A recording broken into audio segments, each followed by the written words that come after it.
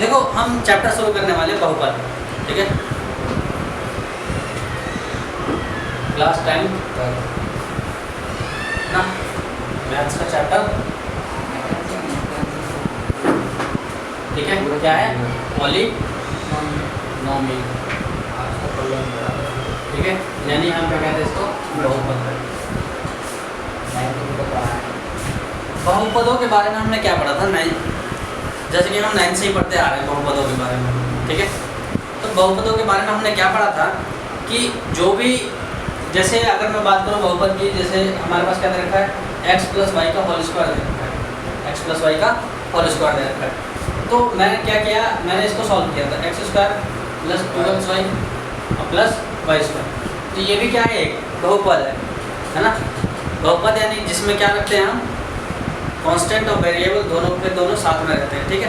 अब ये जरूरी नहीं कि सिर्फ कांस्टेंट वाला हो या कांस्टेंट और वेरिएबल दोनों हो तो भी बहुपद होते हैं, ठीक है। उसके साथ क्या होता है? सिर्फ अगर वेरिएबल भी है यानी x y z भी है तो भी क्या हो जाएगा? वो बहुपद हो जाएगा। लेकिन क्या है? उनकी अलग अलग पहचान होती है बहुपदों की, पॉलिनोमियल्स की अलग अलग पहचान होती है। अगर मैं बात करूँ बहुपद के प्रकार, ठीक है, यानी टाइप्स ऑफ पॉलिनोमियल,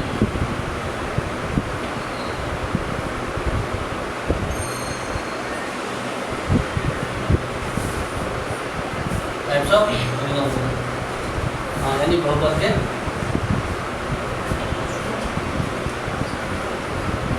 तो तुम्हें थोड़ा सा ओवरव्यू दे देता हूँ होता क्या बहुपद। 9th क्लास में हालांकि हमने पढ़ा था, लेकिन मुझे पता है कि तुम लोग भूल गए होंगे, याद आ गया ना। तो अगर मैं बात करूँ पहले की, तो एक होता है एक पदी, है ना। इसको हम क्या कहते हैं? मोनोमियल, उसमें एक शब्द का होता है दो पदी होती है ना।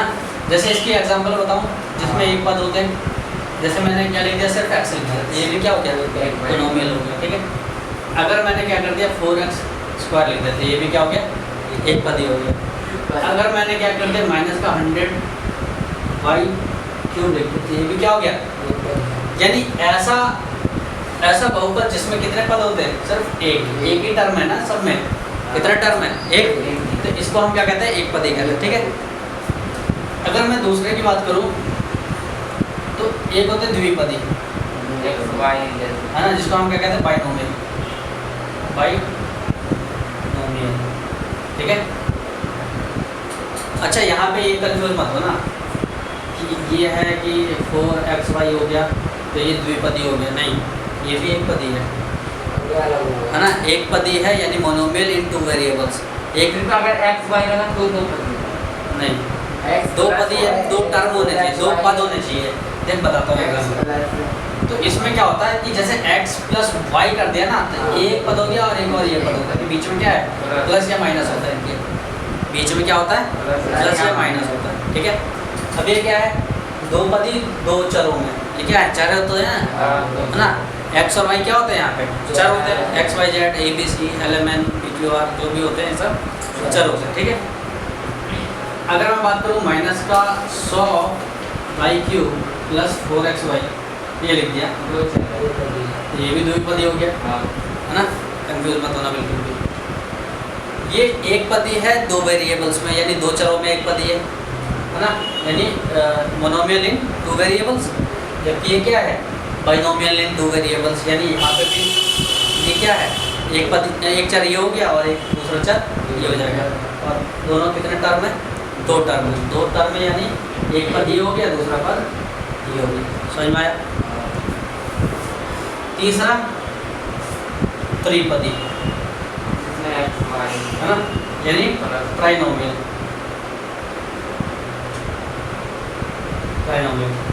जिसमें क्या हो सकता है? 3 वो होते हैं, ठीक है, 3 पद होते हैं। एग्जाम्पल देखते हैं। अगर मैं एग्जाम्पल की बात करूँ, जैसे 2x² + y + 3 ऐसे दे रखा है, तो इसमें कितने टर्म हुए? कितने पद हुए? एक पद, दूसरा पद और तीसरा पद। तो इसलिए हम क्या बोलेंगे? इसको त्रिपदी बोलेंगे, ठीक है। ऐसा हो सकता है ना। जैसे हमने क्या पढ़ा? -4x² + 2x + 3, ये क्या हो गया? ये भी त्रिपदी हो गया, ठीक है ना। तो इस तरीके से बहुत सारे एग्जाम्पल हो सकते हैं। ठीक है, इस तरीके से बहुत सारे एग्जाम्पल हो सकते हैं। समझ में आया बहुपद के प्रकार? मिटा दो इसको, जो तो उतारोगे सबसे ऊपर वाला नहीं है जो आप ये वाला। हाँ ये देखो, ये एक पदी, द्विपदी और त्रिपदी में हमने क्या कर दिया, विभाजित कर दिया। अब ये जो ऊपर मैंने एग्जाम्पल लिखा है, ये बताओ कौन सा पदी है, एक पदी है, द्विपदी है या त्रिपदी है? हैं? त्रिपदी है ना, क्योंकि एक पदी हो गया, दूसरा पदी हो गया, तीसरा पद। समझ में आ गया? अब इन सबों को ऐसे क्या होते हैं, चार पदी भी होते हैं, है ना, ठीक है ना, पांच पदी भी हो सकते हैं, छह पदी भी हो सकते हैं। तो इस तरीके से क्या होता है, ये सब मिलके, इन सबों को मिलके हम क्या कहते हैं, बहुपद कहते हैं। इन सबों को हम क्या कहते हैं, बहुपद यानी पॉलिनॉमियल। क्या बोलते हैं इनको, पॉलिनॉमियल। उतारना उतारना, समझ में आ गया? उतारना राज। अगर नहीं समझ में आया ना तो 9th क्लास की जो वीडियो डाल रखी है उसमें देख लीजिए। तो बनाने का हाँ, 2 वीडियो कॉन्सेप्ट को तो डाले तो क्या है तो कॉपी में डाल देते हैं। जो कॉपी वाले डाल रखे हैं। ये समझ में आ गया? बहुपद की घात, यानी अब बहुपद को किस में डिवाइड करते हैं हम, घात के आधार पर, ठीक है, यानी पावर्स ऑफ, यानी डिग्री ऑफ पॉलिनॉमियल क्या कहते हैं,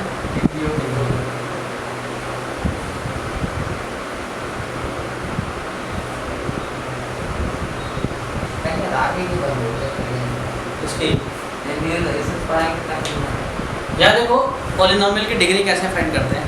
तो अगर मैं बात करूँ पॉलिनॉमियल की डिग्री की, तो कुछ होते हैं, क्या होते हैं, एक जिनकी घातें क्या होती है, एक होती है, हाईएस्ट जो पावर एक होती है उसको हम क्या कहते हैं, रैखिक, यानी लीनियर पॉलिनॉमियल क्या कहते हैं, रैखिक। ये भी पढ़ रखा है मैंने, रैखिक क्या, रैखिक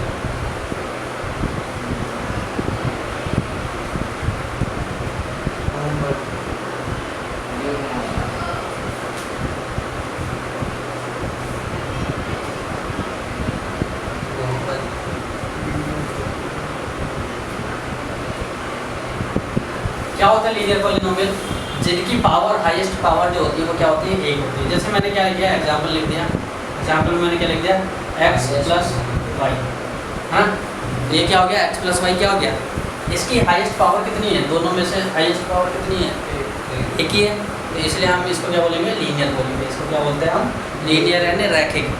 ऐसे बहुपद जो क्या बनाते हैं, रेखा बनाते हैं, रेखा का निर्माण करते हैं। अब रेखा का निर्माण कैसे करते हैं, हमने 9th क्लास में पढ़ा था, चैप्टर 3 और 4 हमारा रैखिक समीकरण के ऊपर ही था। उसमें हम क्या करते थे, x और y की वैल्यू हमारे पास कुछ होती थी इस तरीके से, जैसे हमें दे रखा है, तो x की वैल्यू रखते थे तो y की वैल्यू निकल के आ जाती थी, आती थी कि नहीं आती थी। तो इसी तरीके से यहाँ पे भी है, ठीक है, ये भी क्या है, रैखिक बहुपद है, यानी इसमें क्या है, इसमें हम x की वैल्यू निकालते हैं तो y की वैल्यू निकलती चली जाती है। तो ये क्या हो गया, रैखिक बहुपद हो गया। अगर मैंने लिख दिया क्या हो गया, 2x = y, ये भी क्या हो गया, रैखिक बहुपद हो गया, ठीक है। ऐसे दूसरा होता है, ये समझ में आ गया कि नहीं आ गया, आया समझ में? क्या यहाँ देखो, इनकी जो पावर होती है वो कुछ भी नहीं होती, मतलब कुछ भी नहीं, मतलब एक तो होती ही होती है। इनमें जो वेरिएबल्स की जो पावर होती है, ये दोनों क्या है, चर है, चरों की पावर कितनी होती है, केवल एक होती है, ठीक है। जब एक पावर है तो उसे हम क्या कहते हैं, लीनियर पॉलिनॉमियल या रैखिक बहुपद, ठीक है। अगर मैं बात करूँ किसका, द्विघाती,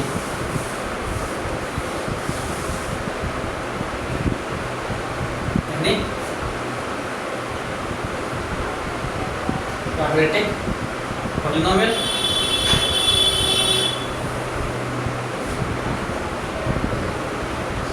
ऐसा बहुपद जिसकी घात कितनी होती है, 2 होती है। यानी अगर मैं इसके डिग्री लिखने जाऊँ एग्जाम्पल के लिए, जैसे मैंने क्या लिख दिया, 2x² + 3x + 3, तो ये क्या हो गया मेरे पास, इसकी हाईएस्ट पावर कितनी है, 2 है, तो ये क्या हो गया, द्विघाती बहुपद। ये क्या हो गया, द्विघाती बहुपद हो गया। भाग दे देंगे। हाँ, इसकी हाईएस्ट जो पावर होती है वो कितनी होती है? 2। तो उसमें 3 तो लिखा था कहाँ पे?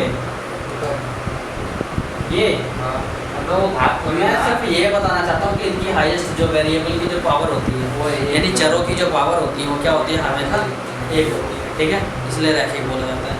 यहाँ पे क्या है, इनकी पावर कितनी है हाईएस्ट, और किसी में भी है 2 से ज़्यादा पावर नहीं है ना, तो ये क्या हो गया? रैखिक हो, ओ सॉरी द्विघाती हो गया। x² + y² भी लिख दिए तो भी क्या हो जाएगा हमारा? द्विघाती बहुपद हो जाएगा, ठीक है, ठीक है, क्योंकि ये हाईएस्ट पावर कितनी है इसकी? दोनों की भी 2 है, है ना, ये हो जाएगा, ठीक है। ऐसे ही क्या होता है? त्रिघाती होता है।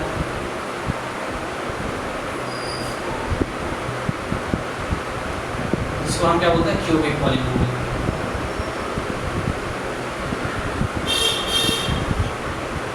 ठीक है, अब त्रिघाती में क्या होता है? पावर कितनी होती है? 3 होती है। जैसे मैं एग्जांपल के लिए लिख दूँ, हाईएस्ट पावर कितनी हो जाएगी? जैसे मैंने लिख दिया 2x² + 3x³ + 4x + 5, ऐसे लिख दिया, कुछ भी लिख दिया। अब हाईएस्ट पावर किस में दिख रही है? इसमें दिख रही है, है कि नहीं? हाईएस्ट पावर किस में दिख रही है? इसमें दिख रही है, तो इसलिए क्या हो जाएगा? क्यूबिक पॉलीनोमियल यानी त्रिघाती बहुपद। ये कौन सा बहुपद हो गया? त्रिघाती बहुपद, अगर ज़्यादा आएगा तो बहुत है ना। अगर ये पूछ ले कि इसकी डिग्री कितनी है, डिग्री यानी अगर इसकी घात पूछ ले, घात, इसकी घात बताओ कितनी है, तो कितनी लिखोगे घात? 3, है ना। घात क्या हो जाएगी इसकी? 3 हो जाएगी, ठीक है ना। ऐसे ही इसमें घात पूछ लिया तो इसमें 2 हो जाएगी, इसमें पूछ लिया तो इसमें 1 हो जाएगी, ठीक है, समझ में आ रहा है ना? हाँ। हो गया। तो ये तो था हमारे पास क्या? बहुपद की घात, यानी घातों के आधार पर हम किस तरीके से बहुपद को बांट सकते हैं, ठीक है, समझ में आ गया? बताना है इसको। देखो यहाँ देखो हमें कोई वो दे रखा है, यदि px x में कोई बहुपद है और k कोई वास्तविक संख्या है। वास्तविक संख्या जानते हो क्या होता है? Real number. पिछला चैप्टर वास्तविक संख्या का पूरा पढ़ लिया, पहला बोल लिया। तो वास्तविक संख्या हो सकती है ना, k कोई वास्तविक संख्या है, ठीक है। तो px में k को x को k में प्रतिस्थापित करते हैं। किस में प्रतिस्थापित करते हैं? k में। यानी जहाँ पे भी x दे रखा है, जहाँ पे भी ये पूरे बहुपद में, ये जो बहुपद है हमारे पास, ठीक है, ये बहुपद में x दे रखा, वहाँ पे हम क्या रखेंगे? वो उस रियल नंबर को रखेंगे, यानी k को रखेंगे, ठीक है। करने पर प्राप्त वास्तविक संख्या px x = k पर मान कहलाती है। क्या कहलाती है? मान। x = k पर मान कहलाती है, यानी x का मान क्या हो जाएगा? वो k हो जाएगा, ठीक है। और इसे pk से निरूपित करते हैं। किससे निरूपित करते हैं? p/k से, ठीक है। अब यहाँ देखो, जैसे ही मैंने क्या लिया था? k लिया था, मैंने क्या लिया था? k, लेकिन k क्या था यहाँ पे? वास्तविक संख्या थी। k क्या थी? वास्तविक संख्या। चलो हम एक वास्तविक संख्या लेते हैं, ठीक है। मैंने क्या ले लिया? x बराबर क्या ले लिया? x बराबर मैंने -1 ले लिया। मैंने क्या ले लिया? -1 ले लिया। तो जैसे ही मैं x की जगह पे -1 रखता हूँ, क्योंकि -1 में तो एक रियल नंबर है कि नहीं है? तो जैसे ही मैं -1 रखता हूँ यहाँ पे, क्या आ जाएगा?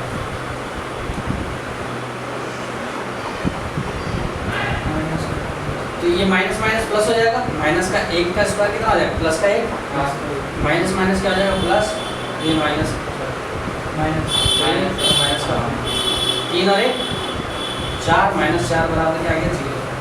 यानी इस उसका आंसर, इस बहुपद का आंसर क्या आ रहा है? -1 रखने पर क्या आ रहा है? 0 आ रहा है ना। दूसरा रखते हैं, चलो।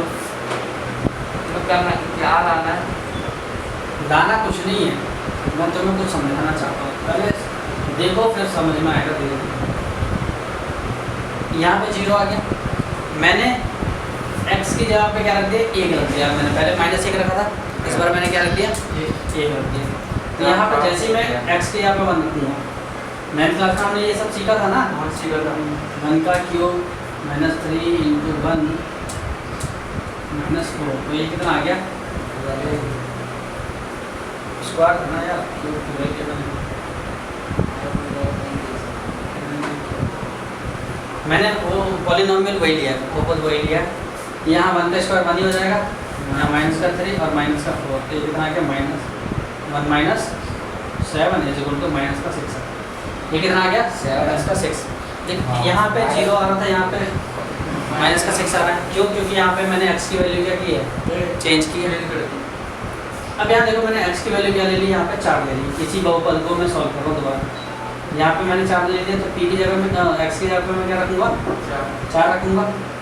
4 का स्क्वायर -3 × 4 - 4, 4 का स्क्वायर 16 -4 किया 12 और -4, फिर 16 - 16 आ जाएगा, कितना आ गया 0। देखो क्या हो रहा है यहाँ पे और यहाँ पे क्या आ रहा है 0। तो अगर मैं बोलूँ कि x का शून्यक निकालो, इस बहुपद का शून्यक निकालो, किसका, बहुपद का शून्यक, क्या निकालना है, बहुपद का शून्यक। तो शून्यक मेरे को क्या पता चला, कहाँ पे मैं ऐसी क्या वैल्यू रख रहा हूँ जो कि 0 आ जा रहा है पूरा बहुपद।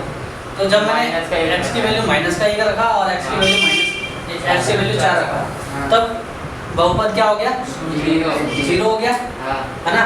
तो यही अगर बहुपद का शून्यक निकालना है तो इसका जो हो जाएगा वैल्यू क्या आ जाएगी, 1 और माइनस का 1 और 4 हो जाएगी, ठीक है। तो बहुपद का ये क्या निकल के आ गया, शून्यक निकल के आ गया, यानी है ना, यानी zeros of polynomial, है ना।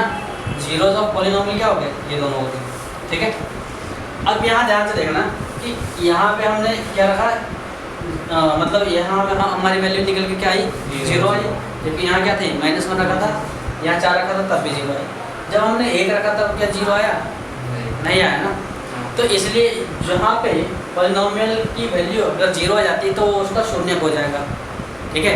अगर पॉलिनोमियल की वैल्यू 0 आ जाती है तो ये इसका शून्यक हो जाएगा।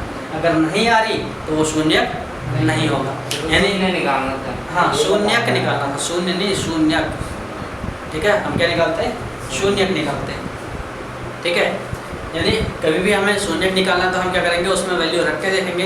तो जब भी हम रख के देखेंगे अगर वो बहुपद 0 हो जाता है उस वैल्यू से, ठीक है, तो वो क्या हो जाएगा, शून्यक हो जाएगा उसका। समझ में आ गई।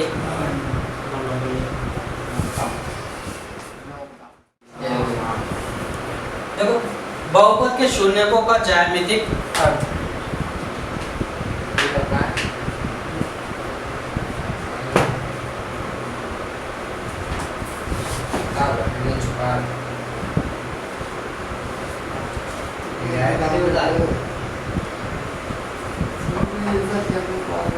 या देखो तुम्हें कुछ समझाता हूँ उसमें, ठीक है।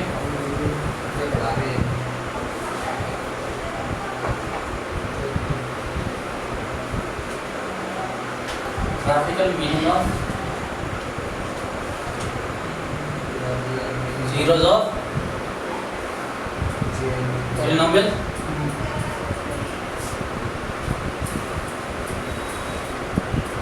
ये लिखा हुआ ना। तो अगर मैं इसको ज्यामिति की बात ज्यामिति के लिए कहूँ, है ना, तो ज्यामिति यानी क्या, हमें ग्राफिकल रिप्रेजेंटेशन, हमने 9th क्लास में क्या पढ़ा था, ग्राफ पढ़ा था, ग्राफ पढ़ा था। ग्राफ में हमने क्या पढ़ा था कि हमें x और y दो वो दिए होते थे, अक्ष दिए होते थे, एक्सेस दिए होते थे, उन पे हम क्या करते थे, लाइनें बनाते थे, यानी हम उन पे आरेख खींचते थे। क्या खींचते थे, आरेख। तो जैसे ही दे रखा है, ठीक है, ये हमें x एक्सेस दे रखा है, x डैश एक्सेस होता है ये, है ना। और ये क्या होता है, ये y होता है, y डैश ऐसे होता है हमारे पास। अगर मैं ऐसे करके कोई सीधी लाइन खींचता हूँ, अगर मैंने करके क्या कर दिया, सीधी लाइन खींच दिया, तो मैंने क्या खींचा, उसका आलेख खींच दिया। आलेख, इसका क्या हो गया, आलेखीय निरूपण हो गया, ठीक है। यानी इसका क्या हो गया, लीनियर रिप्रेजेंटेशन। क्या हो गया ये, इसको मैं क्या कहूँगा, आलेख कहूँगा, आलेख निरूपण, आलेखीय निरूपण। यानी लीनियर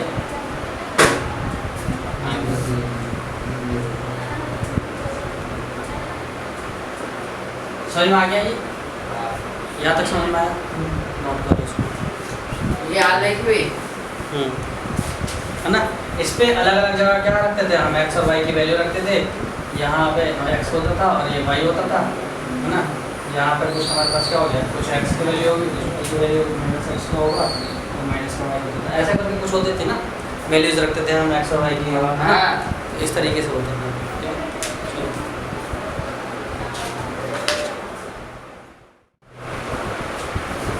देखो अब हम देखते हैं परवल है, क्या देखते हैं हम? परवल है।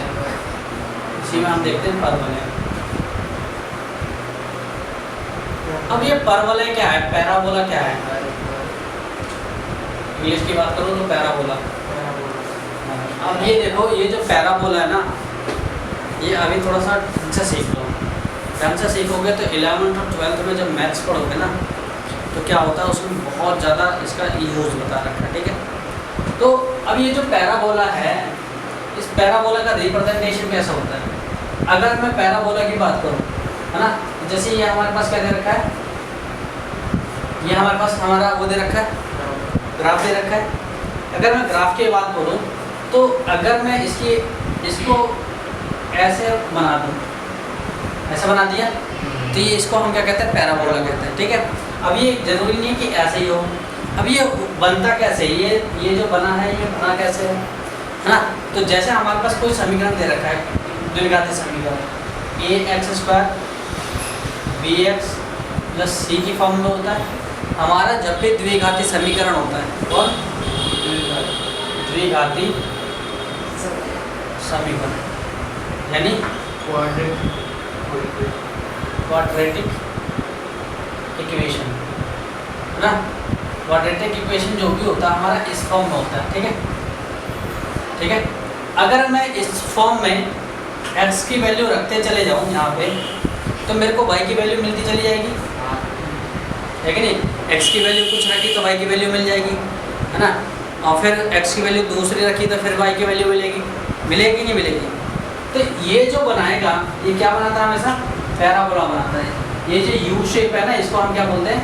पैराबोला बोलते हैं। हम क्या बोलते हैं इसको? पैराबोला या परवल है, इसको हम क्या बोलेंगे? परवल है, यानी पैराबोला, ठीक है? इसको हम क्या बोलते हैं? पैराबोला।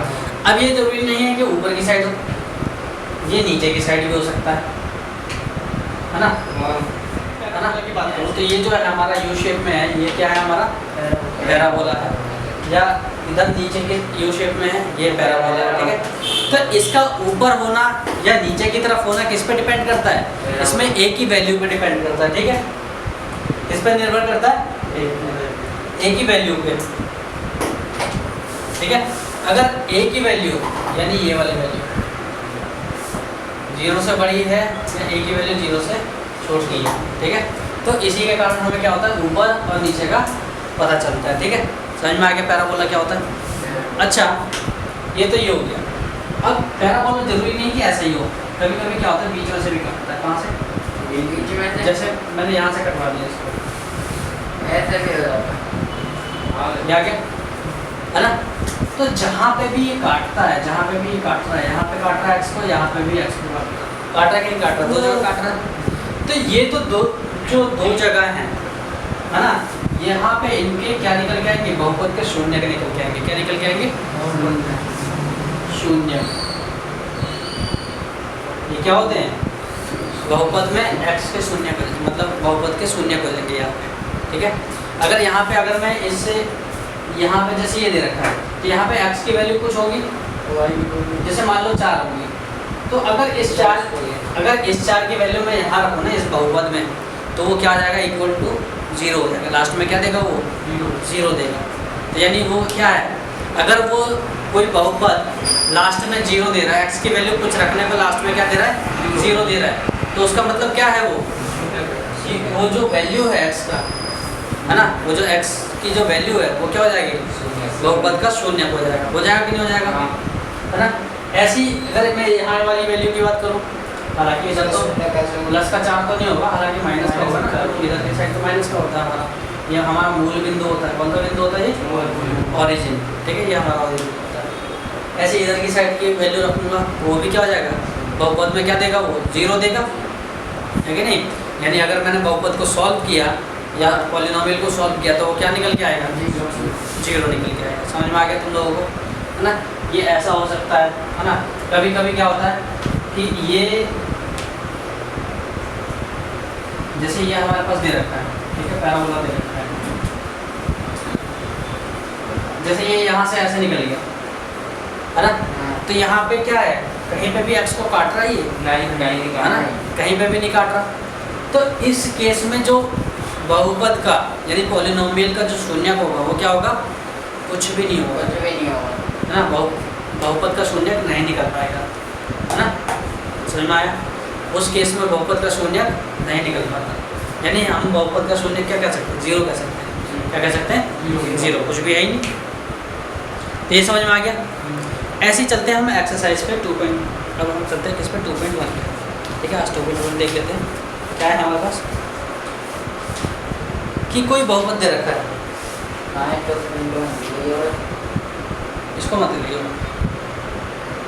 इसमें टच मत लियो, हिलता ना। अब हम एक्सरसाइज देखते हैं, कौन सा, बस इसमें एक ही क्वेश्चन है, हाँ एक ही क्वेश्चन है। कितने दिन ये चीज़ समझ में आ गया था ना तुम लोगों को, है ना। चलो, ऐसे भी मतलब है पहला यहाँ बोला वो नहीं है। आइए तो अगर मैं एक्सरसाइज की बात करूँ, एक्सरसाइज क्या दे रखा है मैं, एक्सरसाइज 2.1। तो एक्सरसाइज जो 2.1 दे रखा है, इसमें पहला दे रखा है कि किसी बहुपद px के लिए y = px का ग्राफ नीचे आकृति 2.10 में दिखाया गया है, ठीक है। प्रत्येक स्थिति में px के शून्यकों की संख्या ज्ञात कीजिए। px के शून्यकों की संख्या, यानी जो बहुपद दे रखा है px, है ना, उसके शून्यकों की संख्या।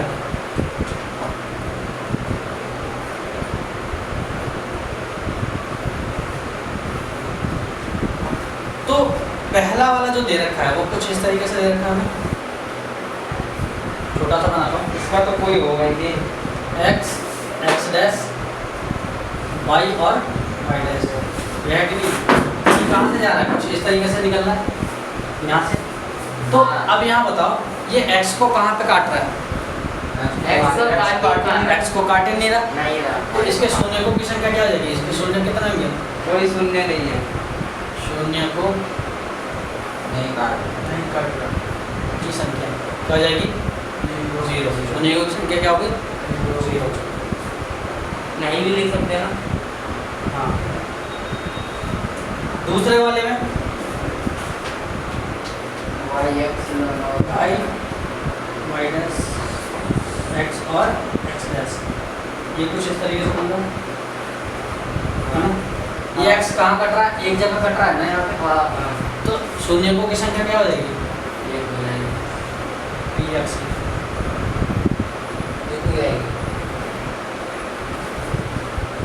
क्या हो गई, 1 हो जाएगी, क्योंकि कितने बार काट रहा हूँ, एक बार काट रहा हूँ। एक बार काट, ऐसी सेकंड वाले में कितनी हो जाएगी, और थर्ड वाले में 2 हो जाएगा, 3 होगा, 3 होगा, देख लो सोच के बताना।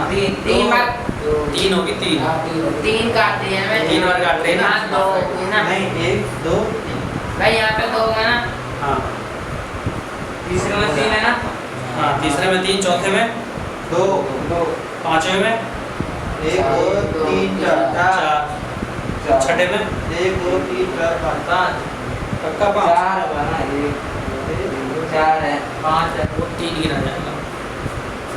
एक एक गिने जाएगा वो, हाँ, क्योंकि वो नीचे ऐसे करके दिखाई नहीं दे रहा ना कि बीच में गैप है उसके, है कि नहीं, 3 हो जाएगा ना उसका।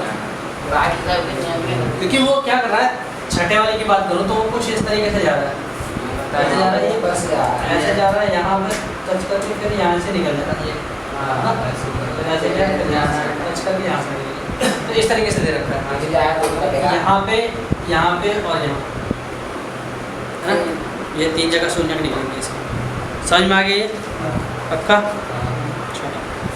तो ये हमारा क्या हो गया, एक्सरसाइज खत्म हो गया। तो आज हम एक्सरसाइज 2.3 करने वाले हैं, ठीक है। तो एक्सरसाइज 2.3 करने से पहले हम क्या देख लेते हैं, कुछ डिवीज़न एल्गोरिदम जो दे रखा है वो देख लेते हैं कि डिवीज़न एल्गोरिदम होता क्या है।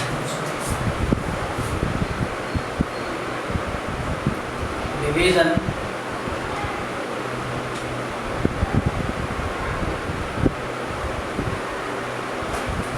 एल्गोरिदम यानी विभाजन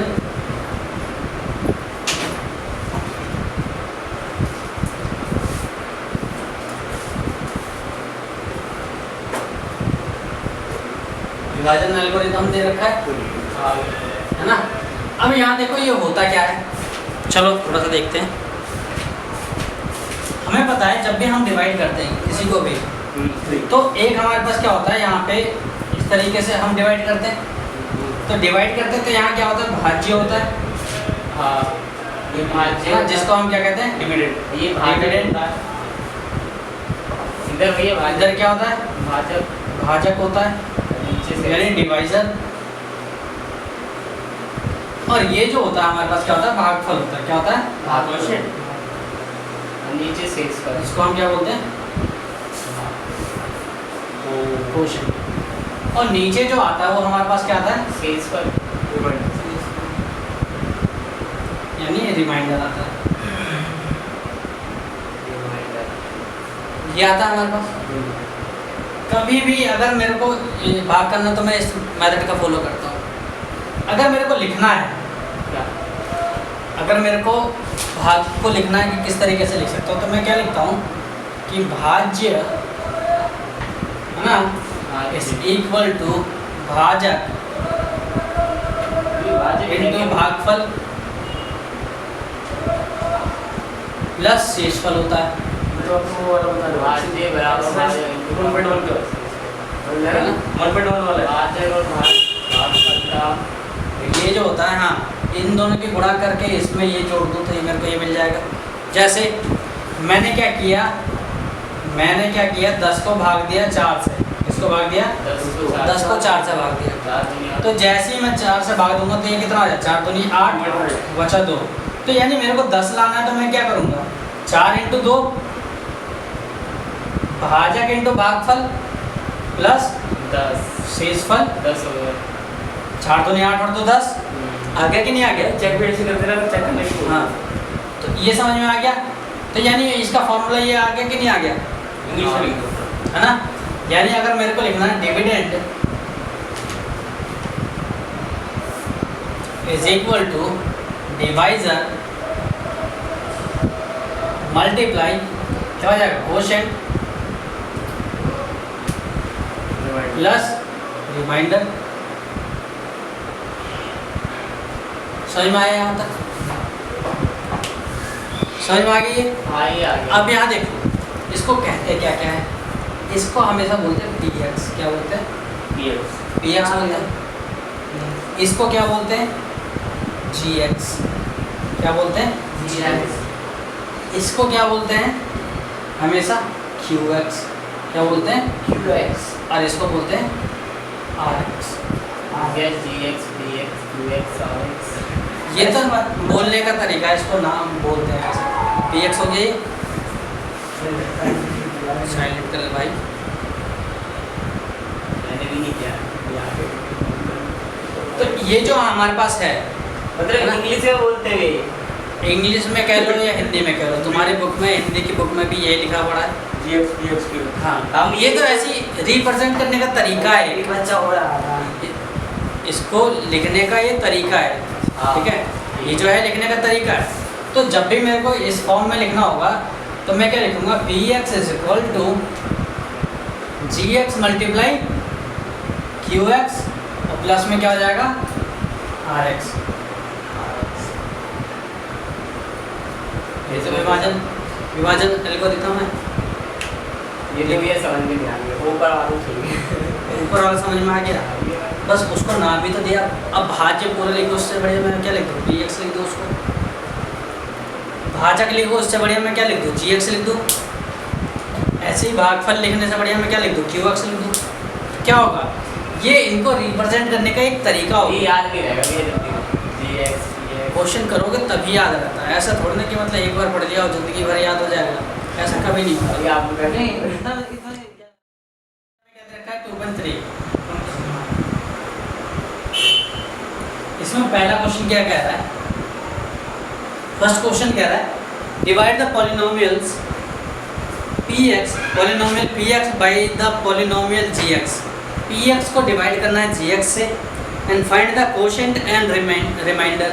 हमें क्या क्या फाइंड करना है, कोशेंट भी फाइंड करना और रिमाइंडर भी फाइंड करना है in each of the following cases, जो भी केसेस हमें दिए हैं। तो इसका फर्स्ट क्वेश्चन देखते हैं हमारे पास क्या क्या दे रखा है कि px जो दे रखा है हमारे पास वो क्या दे रखा है, x की power 3 minus 3x square plus 5x और -3 एंड gx जो दे रखा है वो क्या दे रखा है हमें, x स्क्वायर माइनस 2। तो सिंपली हमें क्या करना है, डिवाइड करना है।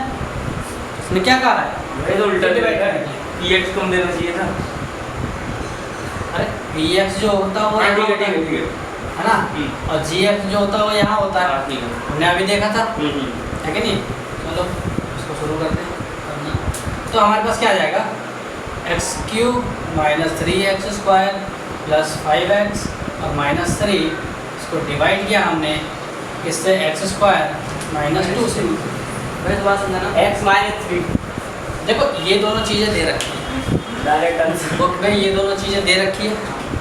इसमें हमें क्या करना है कि इस पूरे को px को डिवाइड करना है किससे, gx।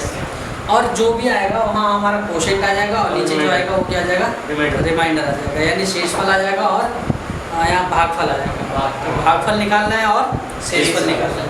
तो चलो भाग करके देखते हैं तभी तो निकलेगा। बिल्कुल भैया बात करके देखते हैं।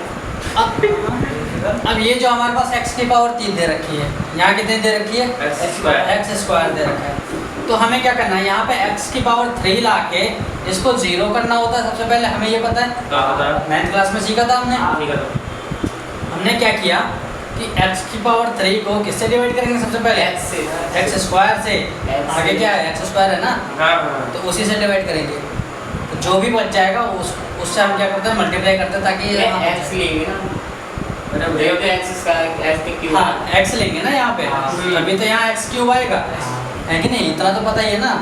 तो अगर जिसको नहीं पता कि ये x कहाँ से आ रहा है अच्छा उसी के लिए है समझा। ना, उसके लिए मैं समझा रहा हूँ। तो सबसे पहले क्या करेंगे, हम क्या करेंगे, x यहाँ अगर हमें कुछ लाना है तो इसको डिवाइड कर देंगे इससे। एक्स क्यूब को डिवाइड किया एक्स स्क्वायर से, तो क्या मिल गया हमारे पास, एक्स इंटू एक्स और नीचे क्या मिल गया, एक्स इंटू एक्स। 2x कर गए। यहाँ 3 है तो यहाँ 3 बार लिख दिया, यहाँ 2 है तो 2 बार लिख दिया। दोनों काट दिया, ये दोनों कट गए, बच गया ये। बच गया क्या, x। तो इसी x से क्या कर देंगे, हम मल्टीप्लाई कर देंगे। ठीक है। क्यों कर देंगे, क्योंकि यहाँ पे हमें जो रिक्वायरमेंट है वो एक x की है ना काटने के लिए पूरी पूरी। तो इसलिए हम क्या करेंगे, x से मल्टीप्लाई कर देंगे। तो ये हमारे पास क्या मिल जाएगा, एक्स क्यूब। फिर इसकी मल्टीप्लाई इससे भी होती है, होती कि नहीं होती। हाँ जैसे इससे मल्टीप्लाई किया मैंने तो यहाँ क्या बचे, आ गया एक्स मल्टीप्लाई माइनस कर दूँ, है ना। जैसे मैंने मल्टीप्लाई किया तो माइनस का 2x आ गया। अब ये जो x है सिर्फ सिंपल x है ना, तो x के नीचे ही लिख देंगे, क्या लिख देंगे, x के नीचे। तो यहाँ क्या आ गया माइनस, और ये क्या आ गया, 3x के नीचे क्यों नहीं लिख सकते थे? आ गया। क्योंकि यहाँ स्क्वायर है। स्क्वायर में से अगर x को, अगर मैं 3x स्क्वायर में से 2x को घटाता तो क्या कुछ बन पाता मामला, ये मामला गलत हो रहा है। लेकिन ये तो कभी घटता ही नहीं है। एक्स स्क्वायर में से कभी भी x घटता है क्या, नहीं नहीं घटता है। नहीं। 2 बार। इसलिए हम क्या करेंगे, x में से ही x को घटाएंगे। ठीक है।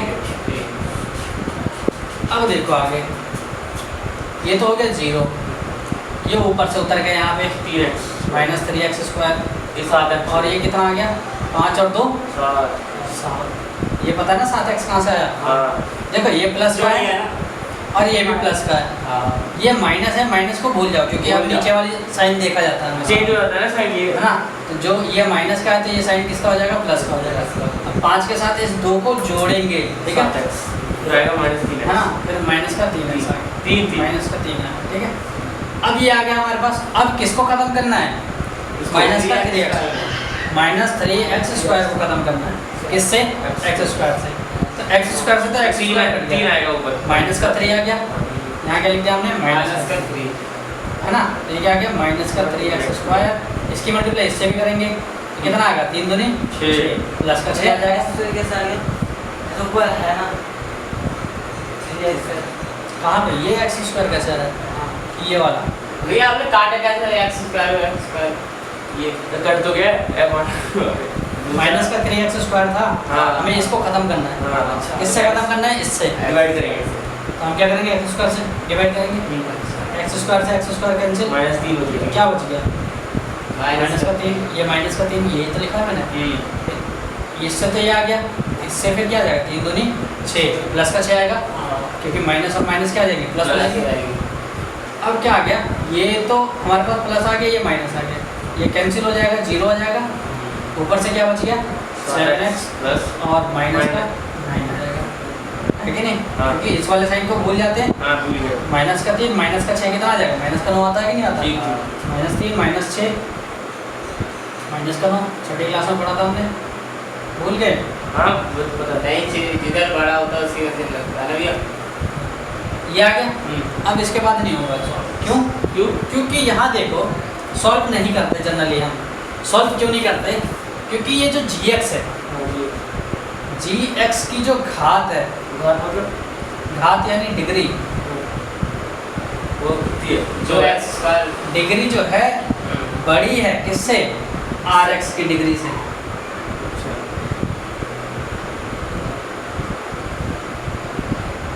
है कि नहीं?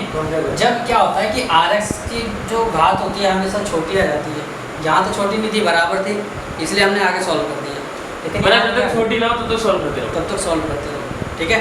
तो इसलिए हमने क्या कर दिया है, क्योंकि gx की जो डिग्री है वो क्या है? बड़ी है rx की डिग्री से। पता है इसलिए हमने बड़ी है। अरे वो लिखा तो साफ साफ 7x लिखा है। gx की पावर कितनी है? तो 7x की कुछ नहीं है। gx की पावर 2, अच्छा, यहाँ x की पावर कितनी है? 1। तो इसलिए हो गया gx की पावर बड़ी हो गई। समझ गया भैया। बड़ी हो गई इसलिए यहीं पे खत्म कर दिया हमने। अब खत्म कर दिया तो हमारे पास क्या चाहिए था? कोशेंट और रिमाइंडर, यानी हमें भागफल चाहिए था, x -3 आ गया कोशेंट। यानी qx, है कि नहीं? कितना आ गया हमारा? x -3। और ऐसे ही अगर मैं किसकी बात करूँ? rx की, यानी शेष फल की। 8 है भैया सिर्फ।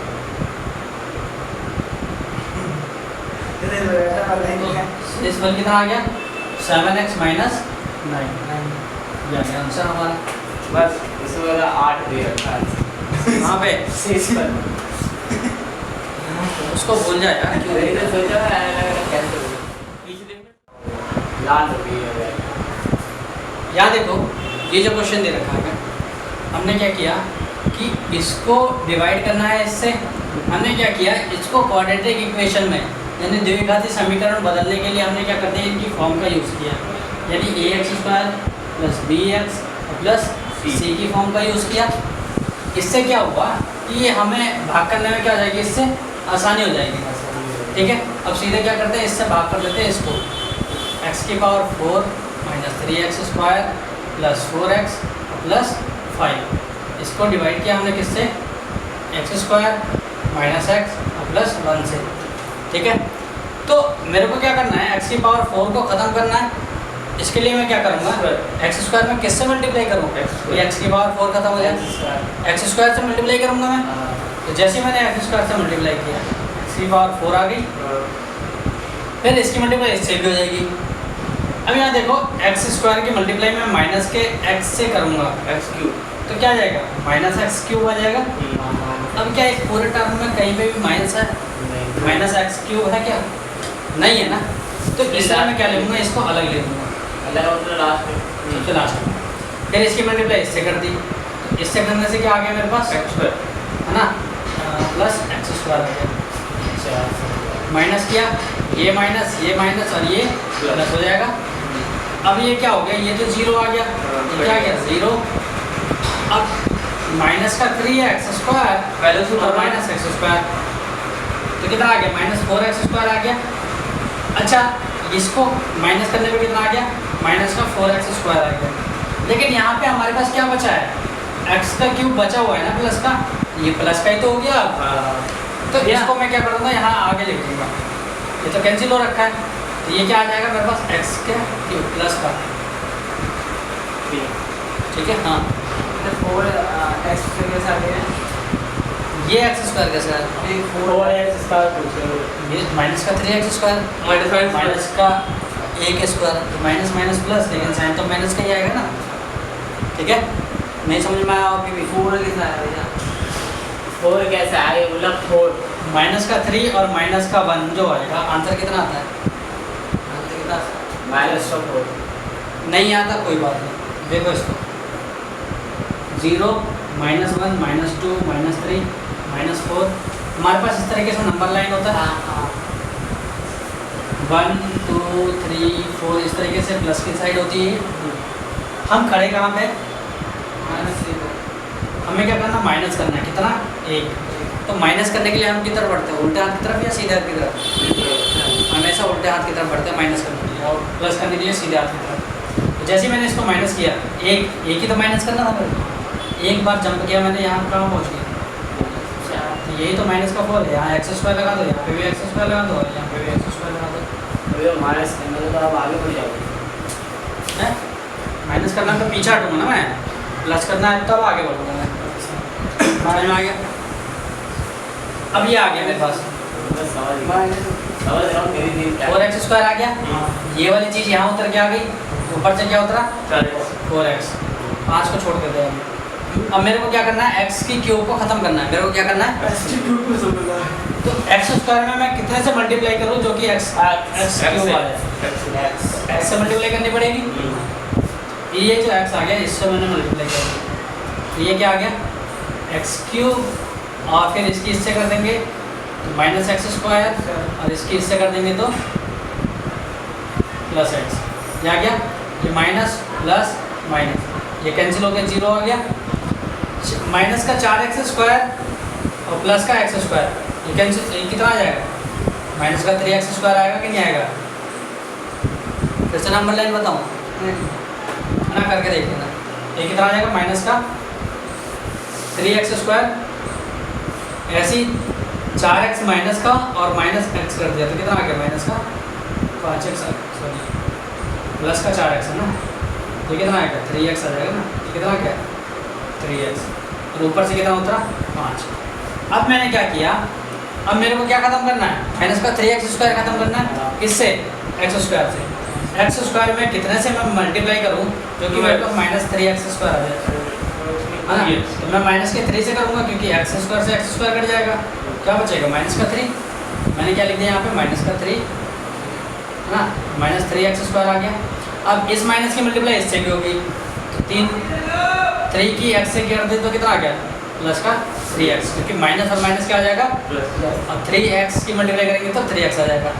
अब यहाँ पे क्या करेंगे, 3 बन जा 3, तो माइनस का क्या आ गया 3 आ गया, ये प्लस ये माइनस और ये प्लस, ये कैंसिल हो गया, ये भी कैंसिल हो गया, ये दोनों 0 0, और ये क्या आ गया 5 + 3, ये अब 3 प्लस का हो गया ना, ये कितना आ गया ना, अरे इसका आंसर लगा मैंने, ये आ गया, ठीक है। तो रिमाइंडर भी आ गया, रिमाइंडर भी आ गया, कोशेंट भी आ गया। भैया अब ये बताओ यार, आपने तो बोला था कि अगर उससे कम हो पावर उसकी तो वहीं तक छोड़ दूंगे, वो बताओ। ये नहीं पावर बताया ना आपने, जैसे कि इसकी पावर 4 है और 4 से नीचे कभी छोड़ सकते हैं। नहीं 4, हाँ, तो यहाँ पे लास्ट में हमारे क्या दिख रहा है, इसकी पावर 2 दिख रही है ना, इसकी पावर 2 है, तो अभी करना तो बाकी है ना। अच्छा इसकी पावर बोली थी, हाँ। क्वेश्चन की पावर क्वेश्चन मतलब इसकी नहीं, मतलब देखते चले जाएंगे कहाँ पे x खत्म क्यूब होता है।